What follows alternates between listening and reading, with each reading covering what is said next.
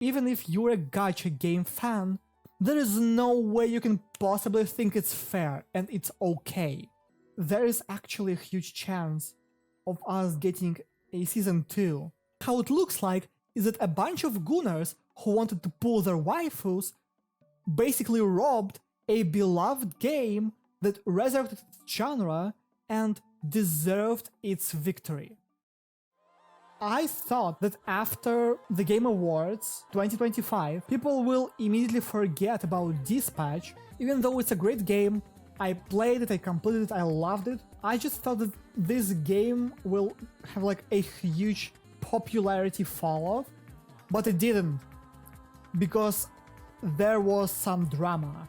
Yeah, so what happened is, during this Game Awards, Dispatch lost one of its nominations to a gacha game. This is what happened. They declared a fucking war on gacha games. Dispatch players literally asked to remove all gacha games from the Game Awards. And their main point is that every single time a gacha game is participating in any award show, it's basically a bribery. Because in gacha games, the devs give their players different rewards. Often it's an in-game currency, like a premium one, that's used to unlock characters and weapons. Usually, they promise more currency for their game winning something. Why does it make sense? Okay, here's my opinion. I think that it's okay for a gacha game to bribe, I don't know if it's the right word to use, but okay, to bribe their players, because it's a live service game. I mean, I think all live service games do this. But what I disagree with is the fact that Wuthering Waves, that won that category, wasn't a new game. So basically what happened is, and I will go on my Discord to actually show this, because this was actually a big thing. No one, literally no one, expected Dispatch to be so popular. People liked Dispatch immediately, but they were thinking that this game will be just another, interactive movie game, and that will probably be forgotten like a few days or like weeks later. But something else happened. Dispatch was one of the top 5 games in the player's voice category, alongside with Expedition 33, Genshin Impact, Silk Song, and Wuthering Waves. And my take here is that we cannot have old games in here. Dispatch, Silk Song, and Expedition 33 came out this year, and they deserve to be in here, while Genshin Impact came out like 5 years ago. And yes, those are like live service games. All gacha games are in a way, and they receive huge game-changing updates every single year. New open world regions, new mechanics, and new characters. But in my opinion, it's not enough to be considered a participant in this category. And Wuthering Waves won. And this was a huge deal. So, something very interesting happened right after this. So, here's my Twitter.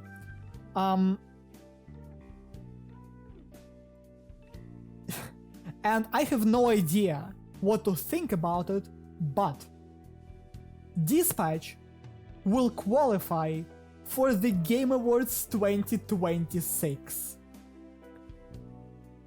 I'm not sure about this, but I think that this has never happened before on this show. So here's what one of the devs said. I've heard from Jeff that we will qualify for next year. It's a question of if anyone's going to care. Which is fair, because the game is going to be like 1 year old at the point of like TGA 2026 happening, but this is like huge. There weren't many major surprises at this year's Game Awards. I disagree, but whatever. This is not why we're here, okay? Dispatch's lack of nominations before the event could be seen as surprise.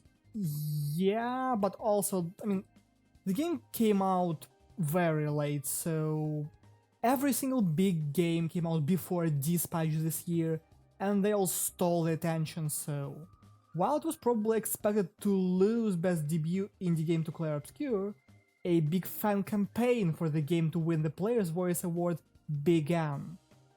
And this is what it led to. Which is, I mean, I can't say it's disappointing. It will be an understatement. It was an actual insult, in my opinion, but let's just finish the article first. Dispatch's campaign was mostly successful, beating 30 massive games to make the top 5. And just so you understand, it had to beat some of the most anticipated games this year just to get to this top 5. And in this top 5, we had 2 gacha games, and none of those was released this year. And it's a Player's Voice category on the Game Awards. The first gacha game is 5 years old. The other one is like 1 year old.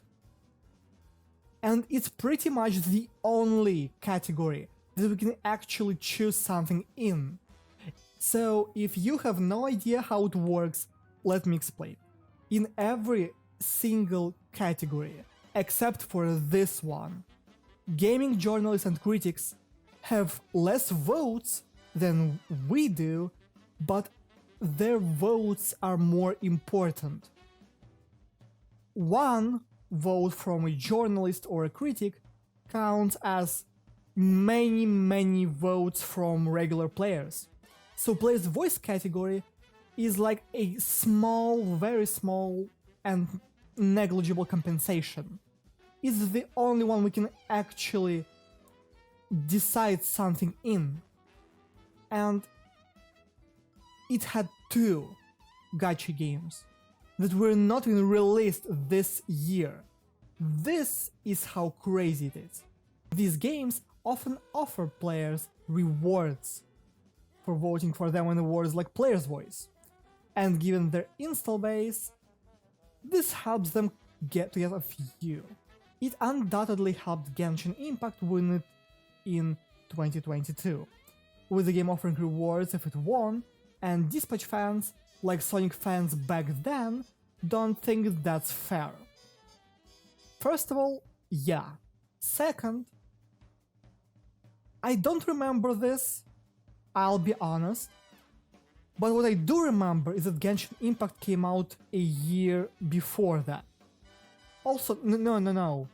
Was it like 2020? I think it was like autumn 2020. Wuthering Waves and Genshin Impact are both gacha-style games, and those developers tend to promise free pools in exchange for the vote and the win. It's genuine bribery. Yeah, kind of. For many Dispatch fans, there is only one solution to the problem: an outright ban on gacha games. Hot take, but gacha games need to be disqualified from this award. there was some concern that the three good games, Dispatch, Clair Obscure, and Silksong, split the vote, but there are also some major moral and ethical issues about how games can go about winning this award. Dispatch clearly had an organic campaign, while Wuthering Waves could be attributed to the promise of awards. So, guys, I am not that naive, but let me just say something. Jeff keeps trying to make it seem like the Game Awards is all about art and appreciating gaming, which we all know is not the thing, it's not true, obviously. I mean, let's just remember last year when Astrobot basically robbed Wukong, and you can think about China whatever you want. Really, I don't care. We're not talking about politics here. Wukong is one of the very few true next generation games. It has incredible visual style, incredible graphics, incredible story, and outstanding gameplay. Astrobot had no right to win, even if you like Astrobot. And I do too, but let's be real, it wasn't like an actual game of the year, okay? The same way The Last of Us Part 2 was not supposed to win Game of the Year 2020, and it did. It basically stole this award from Hades, in my opinion. And again, it doesn't really matter if you like The Last of Us Part 2, which if you do, I have so many questions for you, okay? But again, we're not talking about this. We're talking about what game truly deserved to win. And in my opinion, it was Hades, okay? The Last of Us Part 2 was a very controversial game. So even if you like The Last of Us Part 2, you know, even if you don't want to agree with me, deep inside you know that it was not supposed to win. People would never vote for this game just because of the drama surrounding it. And the game still had some other problems. For example, that stupid clip when some streamer basically completes the entire last mission when you are trying to reach Abby as Ellie in the very end. You know, after she was... Abby, I mean, captured. And he was basically running through the entire final area of the game with this whole final segment by just doing nothing. And this whole area was filled with enemies, and their AI was so bad they couldn't even comprehend what the player was doing because the player was doing something unexpected, just rushing through the entire area, and they couldn't even react to the player. The Last of Us Part 2 is a pretty weird game. I would call it a bad game in terms of its gameplay, but I know that many people would disagree with me, so whatever. Even if you like it, good for you, dude. It shouldn't have won, okay? It just shouldn't have. And we all know at this point that Jeff does give his awards based on politics, based on money he receives, like this year. And let me just slow down a little bit. Just let me say this very slowly, just so you can try to kind of savor this thought in your mind, okay? Okay? Minecraft movie lost to The Last of Us Part 2 series in the best video game adaptation category. A series that every single person hated, even the fans of the game. And it won, it won against some of the most successful video game adaptations. There is no way you can believe in bullshit that Jeff says at this point. So yes, it's not even a question that Jeff takes a lot of money from China, specifically because gacha games have huge segments on every single show that he hosts. But in this case, it was the only category that we, players, could actually influence, okay? And Wuthering Waves winning this, while also being an old game, okay, it's like 1 year old. It's not that old, but still, even winning here, like it wasn't fair. Excuse me, what the fuck?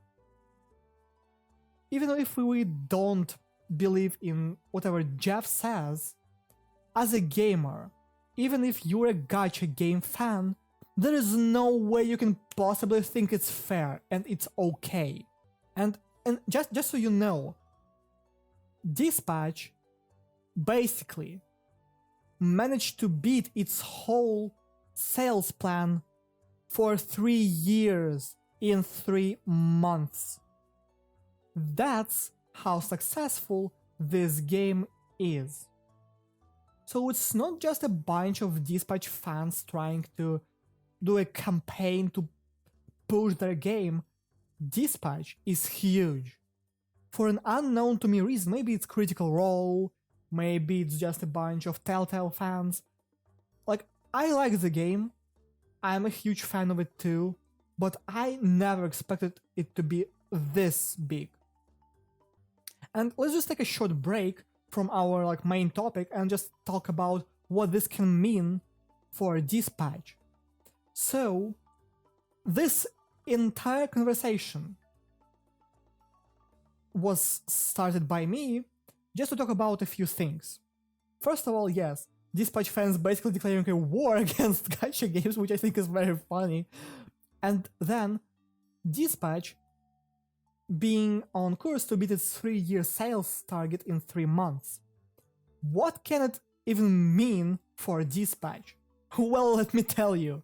Dispatch is qualified for the Game of the Year award 2026, which is a huge precedent, okay? This can easily mean that we have hopes, and it's not like some copium. Okay, if you want to say it's copium and then copium, okay, you can do this right now. But there is actually a huge chance of us getting a season 2, or maybe even season 3. Because this game may be one of the most successful games in its genre. It's so big. A lot of people underestimate this. It is so big. And you have no idea how actually big this is. How it looks like is that a bunch of gooners who wanted to pull their waifus basically robbed a beloved game that resurrected its genre and deserved its victory.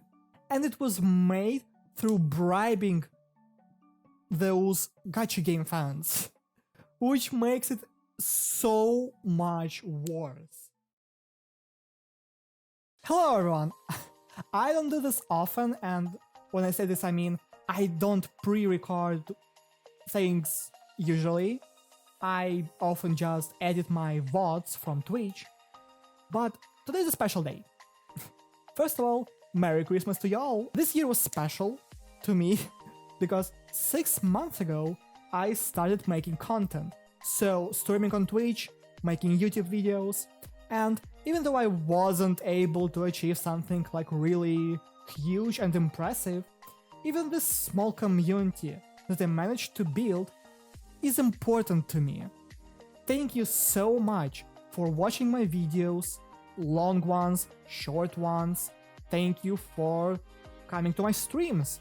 And I want to thank my Twitch viewers because, this would never have happened without them, because I can't even make videos without them.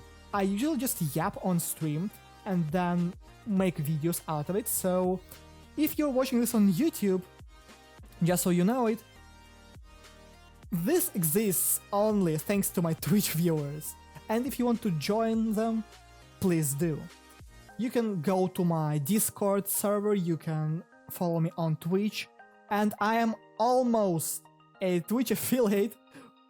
If I will be able to achieve this status in the next month or so, I'd be so happy. I just wanted to thank you. Even though I don't have many viewers on Twitch, I don't have many subscribers and viewers on YouTube, you guys are still important to me. Because I never expected anyone to care about shit that I do. And it means a lot, really. I don't have words to describe how grateful I am. And I really hope that I will be able to do even more videos next year, stream even more, do more content. And if you have anything to suggest, maybe anything to say, please go ahead, comment on this video. And if you want to help me, you don't have to do much, honestly. Just watching this, and if you are here right now, it actually already means a lot, because many people just stop watching my videos after the first 5 minutes, and you are here, which is wow. Thank you. Whoever you are and wherever you are right now, maybe you're watching this a year later, I don't know. Still, thank you so much. If you want to help me, just go to my Twitch channel, follow me there, and go hang out with me next time I stream. And you can also hit the like button and comment on this video, and maybe go back and like my other videos and comment on them, my shorts too probably, if you have enough time to do this, because this will help me a ton. It will help me to promote my videos, because YouTube will see that I get more active viewers, and it will start promoting my videos among other new people. So yes, please, if you can do this, please do. And again, Merry Christmas and a Happy New Year. And if you're watching this right after this came out, I'm gonna stream tomorrow, so yeah, see you there. Thank you and goodbye.